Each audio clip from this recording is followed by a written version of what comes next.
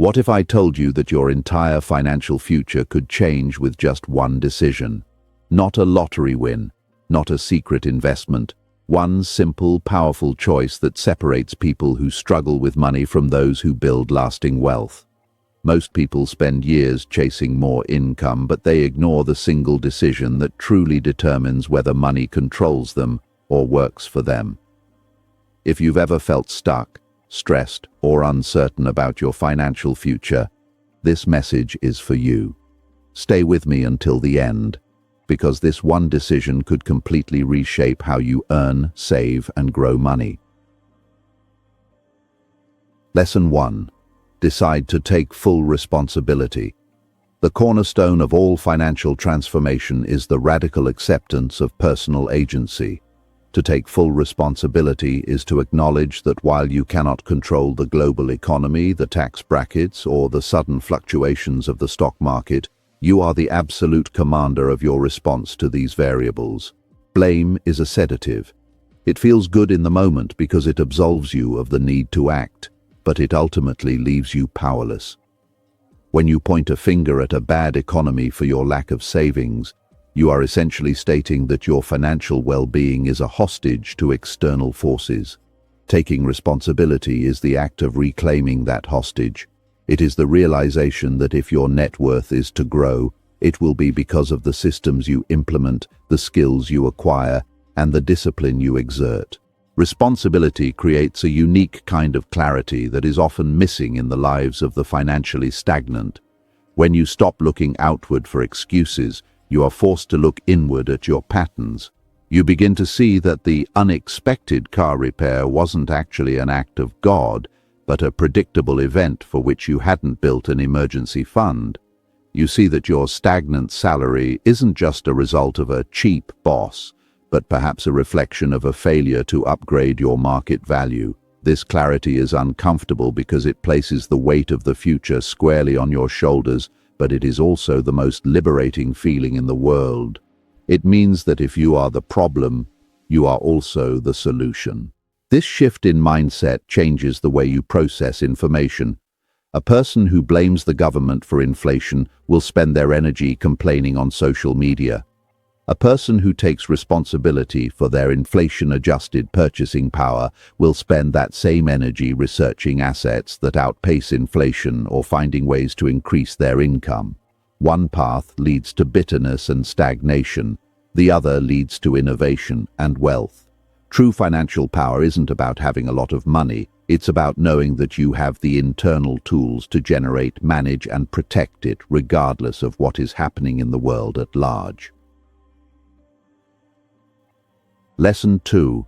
Choose long-term thinking over short-term comfort. The human brain is biologically wired for the now. Our ancestors survived by consuming calories the moment they found them, and that prehistoric urge still manifests today in the form of impulse buys, luxury car leases, and high-interest consumer debt.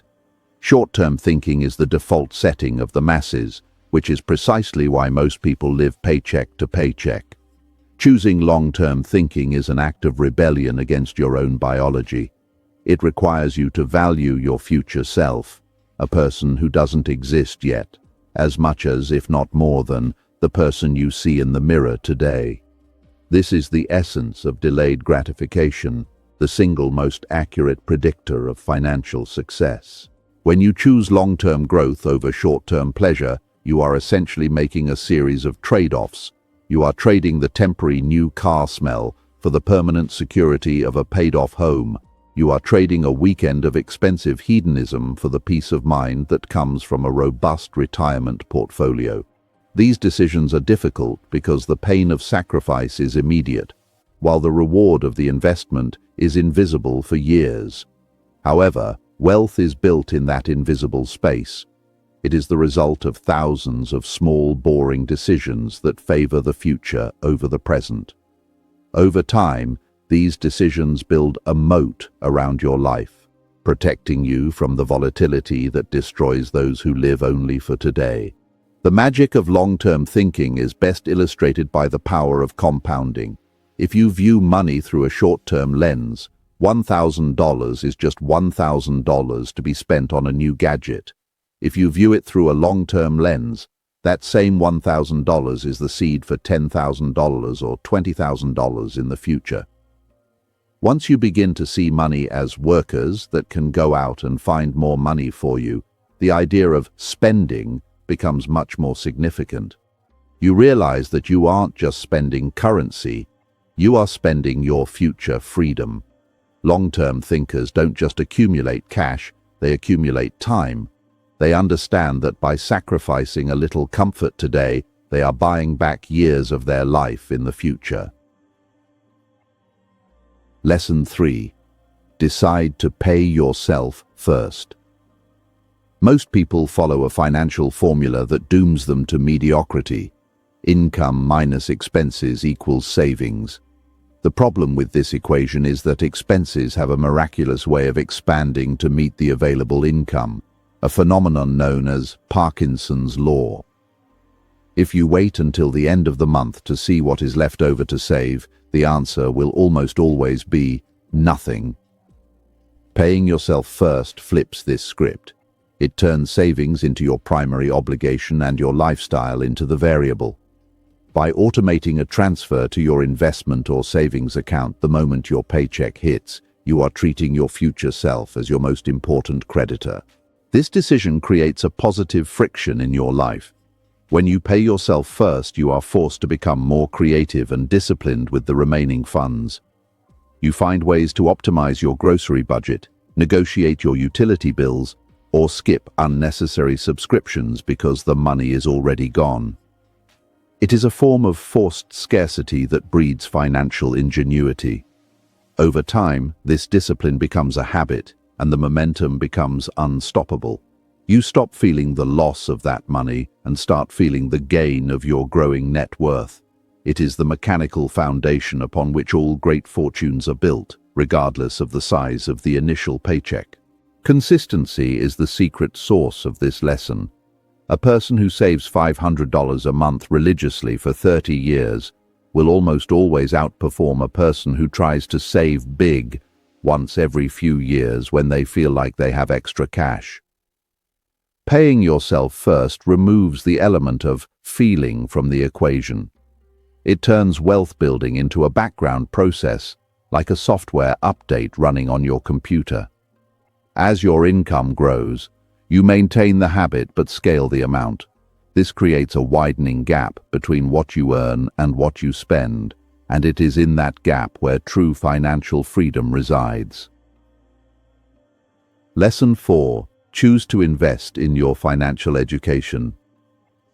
Money is a language, and if you don't speak it, you will always need a translator. Unfortunately, in the world of finance, translators are often expensive and may not have your best interests at heart. Investing in your financial education means taking the time to understand the rules of the game. It involves learning the difference between an asset and a liability, understanding how taxes impact your net wealth, and recognizing the psychological traps that lead to poor investment choices. Information is the ultimate leverage. The more you know, the less risk you take and the higher your potential returns become. Financial education is not a one-time event, it is a lifelong pursuit. The markets change, tax laws evolve, and new investment vehicles emerge. Those who stop learning become obsolete and vulnerable. By dedicating time to reading books by proven experts, attending seminars, or finding mentors who have already achieved what you desire, you are shortening your learning curve by decades. You are essentially buying the experience of others, so that you don't have to pay the ignorance tax, the costly mistakes that come from trial and error in the real world. A $20 book can easily save you $20,000 in bad investment advice or missed opportunities. Confidence in money management comes from competence. Most people are stressed about money because they find it mysterious and unpredictable. They treat the stock market like a casino and their bank account like a black box. Financial education turns that mystery into math. When you understand the historical cycles of the market or the mechanics of cash flow, fear is replaced by a calculated strategy. You no longer panic when the market dips because you understand that volatility is the price of admission for long-term gains. Your education becomes a shield that protects you from the emotional whims of the crowd. Lesson 5. Decide who you become with money. Wealth is not just a number in a bank account. It is a reflection of the person you have become to acquire and keep it. Many people focus entirely on the how-to of finance, the spreadsheets and the stock picks, while ignoring the who of finance, the identity and the character. If you give $1 million to someone with a poverty identity, they will likely find a way to lose it all, as evidenced by many lottery winners. However, if you take $1 million away from someone with a wealthy identity, they will often build it back because their habits and thought patterns are aligned with success. Changing your financial identity means shifting your internal narrative.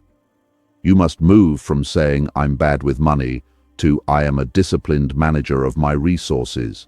You must move from "I can't afford that" to "How can I create the value necessary to afford that?" This identity shift is what makes your habits sustainable. When you identify as an investor, you don't have to force yourself to research stocks. It's just what you do. When you identify as someone who is financially free, you naturally avoid debt because it is inconsistent with who you are. Your external world is an outer manifestation of your inner identity. Ultimately, your financial future is determined by the standard you set for yourself. If your standard is getting by, you will find ways to get by. If your standard is abundance and generational wealth, you will find ways to manifest that reality. Deciding who you become with money involves envisioning the version of yourself that is wise, generous, and secure. Once you have that vision, every financial decision becomes a vote for that person. You aren't just managing dollars, you are sculpting a life. By aligning your identity with your goals, the hard work of financial discipline becomes the natural expression of your true self. Your financial future doesn't change by chance, it changes by decision. One clear, committed choice can redirect the next 10, 20, or 30 years of your life. You don't need to do everything today, but you must decide today. Make that decision now, and your future self will thank you.